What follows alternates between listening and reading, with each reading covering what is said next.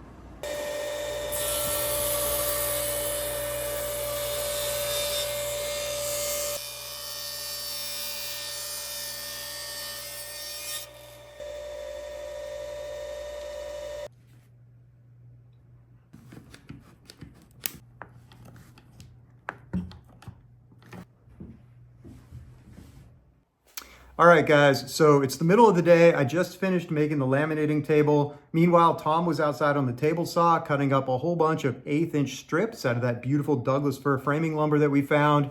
Brought those inside, and we did a quick dry fit by wrapping them around one of the forms just to make sure that they would bend properly around the radiuses, which is always a good idea before you commit to a glue up. So next thing we're going to do is lay them out on this table behind me, and we're going to roll a bunch of epoxy on, and then we're going to start our first set of glue ups. But before we do that, why don't we take a look at this laminating table that I just made. Here I've got forms basically for the center frame, and then back here I've got a couple forms for the bow and the stern stem. So coming over here, this is the table where we're going to be doing our laminations. Back here, you can see I've got the West System epoxy. I've got some 207 hardener, which is a little more expensive than the normal hardener, but you can use it for just about everything. And it's a slow cure, which is exactly what we need today. And I've got just the standard 105 resin right here. I've got some rollers. West System sells these really thin rollers that don't soak up a lot of epoxy. And those are 7 inches long. I cut them into 3-inch sections and 4-inch sections, and I put them on a 3-inch and a 4-inch roller frame. I've got some 4-inch paint trays right here that we're going to put that stuff into. And then down here, you can see I've got all of the laminations clamped together. So we're going to go ahead and move this off to the side, and then I'm basically going to spread these out. We're going to start rolling on the epoxy, and then we're going to stack them. And as we stack them, we're going to roll it on the opposite side here. I'm going to do one, and then I'll probably put Tom on doing the rest of them. That way you guys can watch, because I'll be able to go ahead and film the process.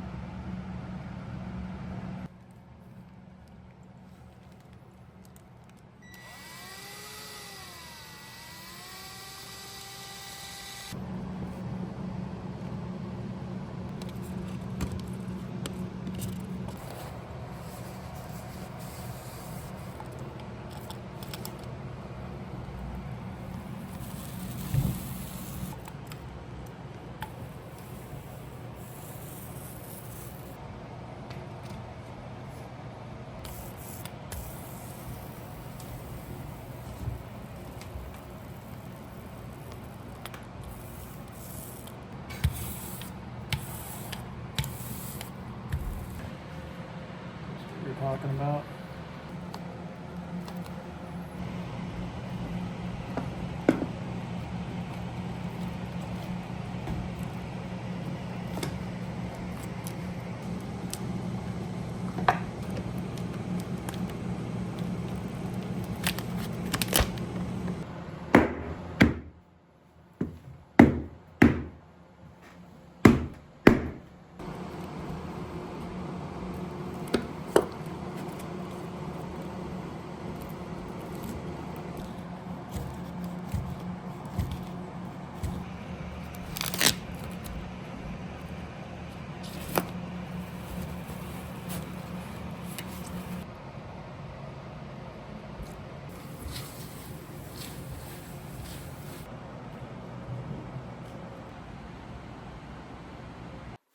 All right, guys, so it's the beginning of day 2 on the skin-on-frame Shearwater build. Yesterday, we laminated up both of the internal stems and the center frame for this boat, and those have dried overnight. So next thing we're gonna do is pull all those clamps off and transfer any appropriate marks up onto the various pieces. And then I'm gonna reset the table, and I'm gonna make 2 more forms for the intermediate frames that go between the stems and the center frame. So that's the task for today. I'm probably not going to show you guys that because it's exactly the same as what I showed you yesterday. I will say, however, that I remembered something at the last minute. This is something I already knew, but I forgot. And that is when you're doing a lamination like this, you want to space it up off the table with 1/2 inch by 1/2 inch blocks instead of 1/4 inch round dowels. And the reason for that is that round dowels tend to skate around a little bit, but also they hold the material too close to the table. So if you're using screw clamps, it's really hard to get the knuckle clearance to be able to tighten those clamps. Now, in the case of the stems, that was actually the right call because those stem laminations are 1.5 inches tall, and that was basically all the vertical room that I had on those blocks that I screw down with the 2.5 inch cabinet screws. However, for the 1.25 inch laminations that we're doing for the frames, that actually does give me the extra space to raise it up a little bit. So for today's lamination, I'm gonna be putting those on top of the 1/2 inch by 1/2 inch blocks, and that's gonna give me knuckle clearance for clamping. And then I just have to remember to pull those blocks out so they don't end up getting stuck to the bottom with epoxy. So a couple more things I wanna mention here. One of them, just because you saw me do it yesterday, you saw that I replaced my normal 10-inch table saw blade with a thin kerf 7.25 inch circular saw blade. And that's something I do whenever I'm cutting up a lot of thin pieces for a couple reasons. First one is that it's a lot easier to do on an underpowered saw because the saw doesn't have to work as hard chopping out all that material, but also it saves a lot of material. So if you've got really precious clear wood or bending oak, using a 7.25 inch thin kerf circular saw blade is gonna give you much better yield. Now, having said that, this is not something I can officially recommend because those blades are not specifically designed for a table saw. So if you decide to do that in your own workshop, you are doing it completely at your own risk. Most of the woodworkers I know and most of the boat builders I know see no problems with this, but once again, I cannot officially recommend doing it.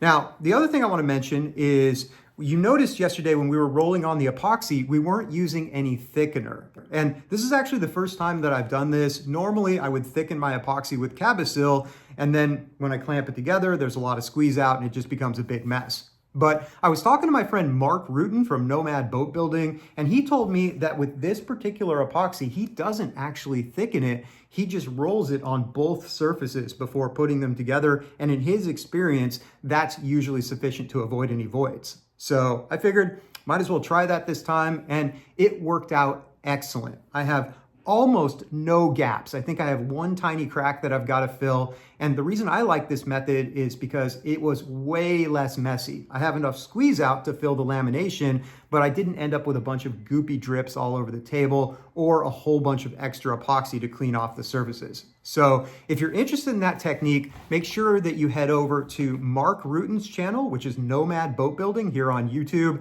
He's got a whole video on how to do that type of lamination. He uses a different style of form than I do, but the actual epoxy lamination instructions are pretty much the same. So anyways, that's pretty much it for now. I'm gonna go ahead and reset the table and do those other 2 frame laminations. And then when I'm done with those, we'll meet up here again tomorrow morning and we'll start on laminating the outer stem pieces.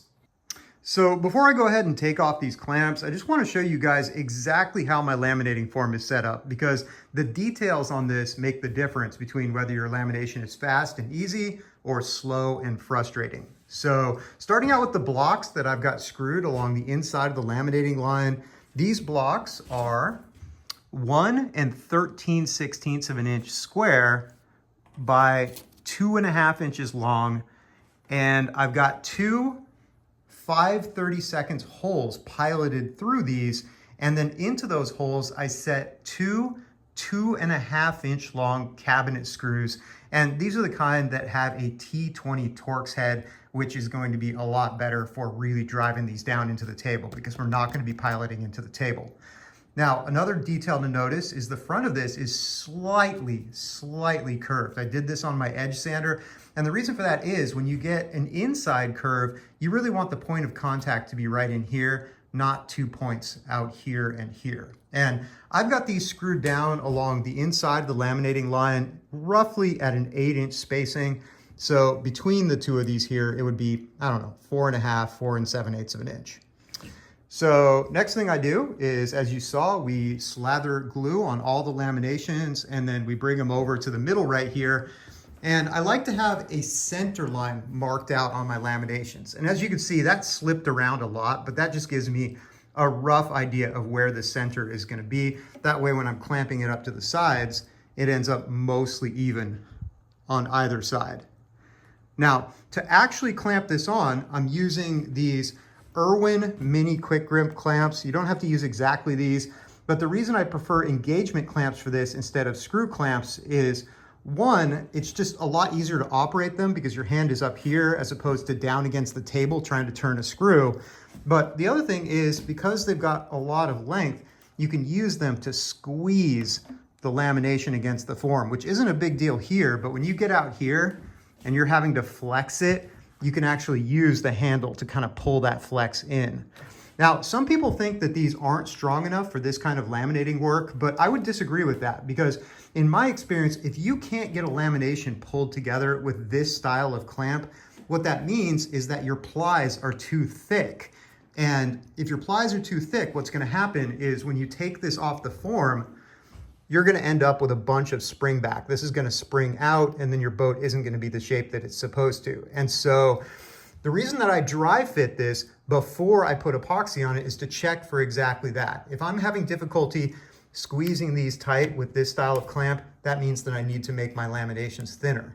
Now, one exception to this, however, would be these clamps that I've got at either end. These screw clamps can exert a lot more force, and on the very end one at either end of the lamination, I think it's good to really crank that tight just to make sure it's nice and tight to this block, because once again, we want to avoid spring back, and obviously if this isn't tight, then it's not going to be the shape that it's supposed to be. So you can actually use the other style of clamp, but if you do that, something to keep in mind is that you need to make the spacers that are spacing your lamination off the table a little bit taller. So in this case right here, you can see these are 1/4 inch tall spacers that I put underneath while we're doing the lamination. And then before I leave for the day, I pull these out so they don't glue themselves to the wood. And if you make these 1/2 inch by 1/2 inch instead of 1/4 inch by 1/4 inch, that's going to give you more room underneath a screw clamp to be able to wrap your hand around it so you can actually turn these screws. We had a couple tall laminations for the stems on this particular boat, which were 1.5, but this lamination here is 1.25 inches tall. And in this case, I could have easily put 1/2 inch spacers underneath this, because look how much more room I have up on top of the block here. And that would have made it easier to manipulate these screws. Now, once I've got this thing clamped around the curve with this style of clamp or this style of clamp, you can see I've got these spring clamps intermediate right here. So I got two 2-inch spring clamps, and these are giving me a lot of pressure to hold the plies tight together and to make sure we've got good squeeze out on our epoxy. Also notice that I put a spring clamp right on the end right here. That's just to hold all these plies together. And speaking of squeeze out, you'll notice that I didn't use any thickener in the epoxy, and that's not commonly what people do. But my friend Mark at Nomad Boat Building showed me that actually if you wet out both sides thoroughly with the West System epoxy that I'm using, you don't actually need to thicken it You can see that I've got plenty of squeeze out on this surface.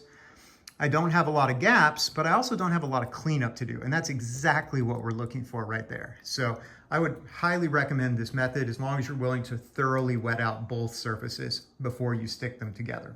So I'm gonna go ahead and pull these spring clamps off first. And I'll just work my way around here. And then next, I can take these clamps off.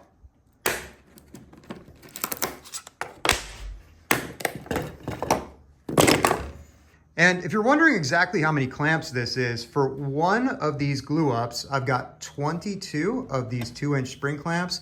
These are only about $1 a piece, which is why I like them so much.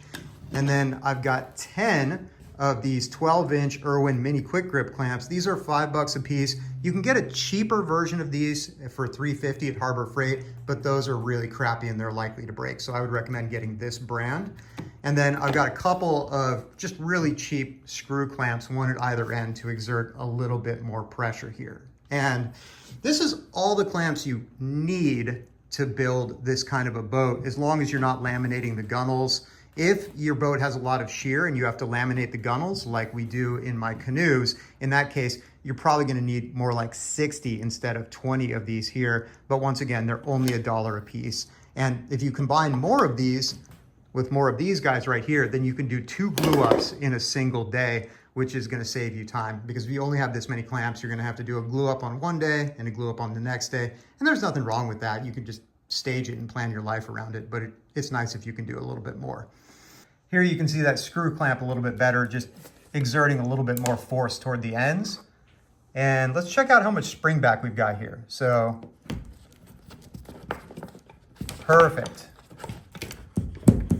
So that's what you want to see right there. If your laminations were thin enough, then you shouldn't have more than 1/8 of an inch of spring back. And if you've got more than 1/8 of an inch of spring back, that means a couple things. One, your laminations should be a little bit thinner. And two, if you're me and you're designing a plan for somebody, it means that you need to space this block a little bit closer to the center line just to compensate for that. So this ends up on the curve that it's supposed to be. Now, something else that is very important that you don't want to forget, before you unclamp the clamps on the ends and the clamps in the middle right here, you want to make sure that you transfer any of these layout lines from the plans up onto the wood itself. So right here on the plan, I've got the center line for the keel, and the easy way to mark this is just to unscrew one of these blocks, slide it up to that line right there, mark it, do the same thing on the other side. And then later on, after I clean all this glue off and plane this surface, I can use a square to connect those 2 lines so I know exactly where to put my keel. And then other lines that we have to deal with here on this particular boat, there may be other lines on other boats. This here is the shear. So I'm just gonna go ahead and mark the shear. Another important thing, anytime you make a line, you want to mark what it's for. So I'm just gonna use this little symbol right here for the shear line. And then for other things, I might choose a different symbol, or I might just write what this line is for. And another line that we're gonna put on here for this particular boat is there's a setup line 16 inches above the designed water line. And on the stems, there's a whole bunch of different markings. So if there's markings on the plans, it's always worth transferring them onto these pieces before you unclamp it from the form, because you may not use all those markings, but if you don't put them on there, you're definitely not going to be able to use those markings.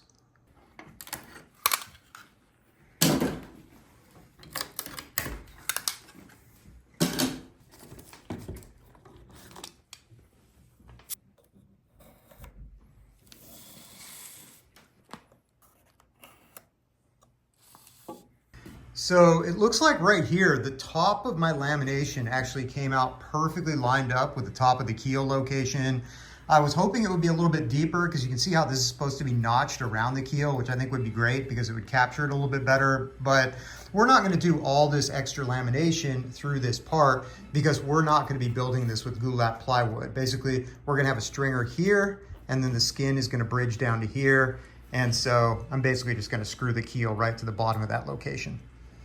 Now, another thing I want to point out really quick, you're looking at the bow and the stern stem here. And when we come down to the stern stem and come in to this point right here, this is where the intersection for the scarf joint to the keel is going to start. And this is where it's marked on the plan. But if you look at this, it looks like my lamination is actually a little shy of that point. And so you can see here, just for reference, I marked where the scarf joint should be for the plan set. And then back here, I marked the actual intersection point. That way, I know exactly where this is supposed to be in space, but I also know where to start the actual scarf joint to get a clean fit.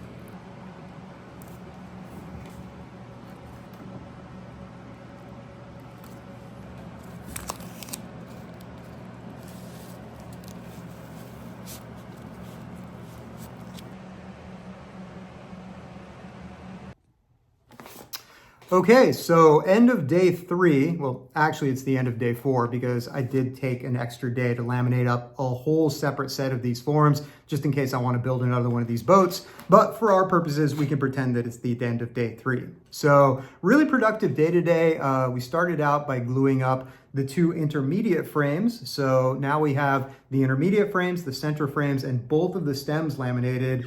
And I actually wanted to laminate up the outer stems as well, but I realized I wasn't going to have enough clamps for that because unlike those frame laminations where I use those blocks and then I can put spring clamps between, when you're laminating directly to another piece of wood that is 2 inches wide, you can't reach a spring clamp around a 4-inch gap. So that means that I'm going to need every single clamp in my workshop to be able to do the outer stem laminations because the stems themselves are going to be the forms.